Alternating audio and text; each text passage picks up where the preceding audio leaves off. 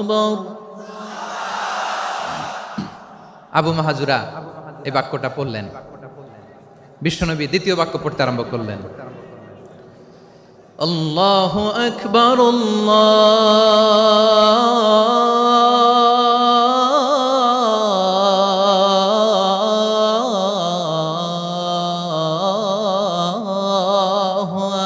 আকবার।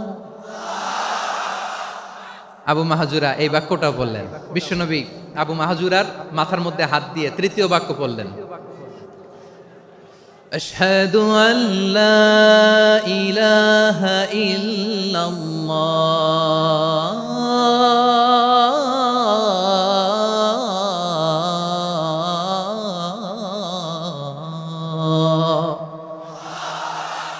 আবু মাহাজুরা তৃতীয় বাক্য পড়লেন। বিশ্বনবী একটা বাক্য পরে আবু মাহাজুরা পরে, বিশ্বনবী পরে আবু মাহাজুরা পরে। আবু মাহাজুরা কিন্তু অমুসলিম, মুশরিক।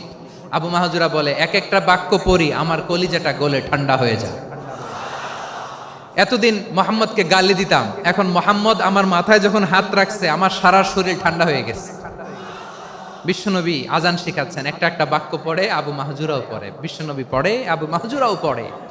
পুরো বাক্যগুলো যখন শেষ, আজান শেষ, আবু মাহাজুরাও যখন পুরো আজান পড়লেন, আবু মাহাজুরা বললেন, এতদিন মোহাম্মদের চেহারা দেখলে আমার ঘৃণা লাগতো, আজ থেকে মোহাম্মদের চেহারার চেয়ে প্রিয় চেহারা আমার কাছে নাই। আবু মাহাজুরা বললেন, ও মুহাম্মদ, আজানের বাক্য তো আপনি আমারে শেখালেন, এখানেই শেষ করবেন না, আপনি আমারে পড়ায় দেন, লা ইলাহা ইল্লাল্লাহু মুহাম্মাদুর রাসূলুল্লাহ সাল্লাল্লাহু আলাইহি ওয়াসাল্লাম। বিশ্বনবীর সাথে দাঁড়িয়ে উনি শাহাদা পড়ে মুসলমান হয়ে গেলেন। এবার আবু মাহাজুরা বলে, ইয়া রাসূলুল্লাহ, ইয়া হাবিবাল্লাহ, আমি মুমিন হয়েছি, মুসলমান হয়েছি, আপনার কাছ থেকে আজান শিখার সৌভাগ্য আমি লাভ করেছি গো নবী।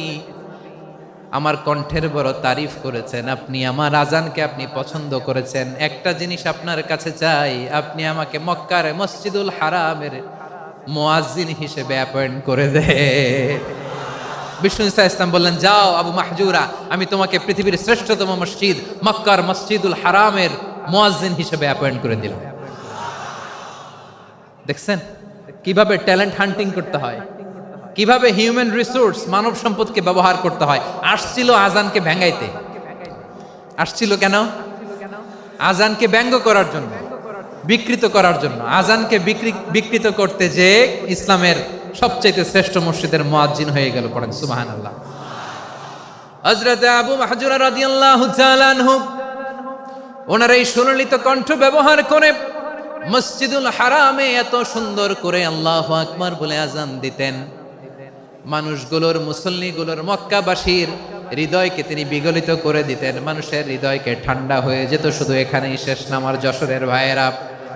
বিশ্বনবী যখন সাইয়েদনা আবু মাহজুরা রাদিয়াল্লাহু তাআলা আনহুকে আজান শিখাচ্ছিলেন, বলেন তো বিশ্বনবীর হাতটা কোথায় ছিল? আবু মাহজুরার মাথার সামনে, এই চুলের উপরে ছিল। আবু মাহজুরা ওই স্মৃতিটাকে ধারণ করবার জন্য, ওই স্মৃতিকে বহন করার জন্য বিশ্বনবীর মোবারক হাত আবু মাহজুরার কপালের চুলের যেই জায়গায় লেগেছে, মৃত্যুর আগের দিন পর্যন্ত আবু মাহজুরা মাথার ওই চুলে কোনোদিন ছুরি আর কামার লাগায় নাই, সেখানে কেচি লাগায় নাই। জুমাহি রাদিয়াল্লাহু তাআলা আনহু, এই নামটা আজকে নিয়ে যাইতে হবে যশোর। আবু মাহজুরা রাদিয়াল্লাহু তাআলা আনহু। 2 নম্বরে বলছিলাম যায়েদ বিন সাবিত রাদিয়াল্লাহু তাআলা আনহু।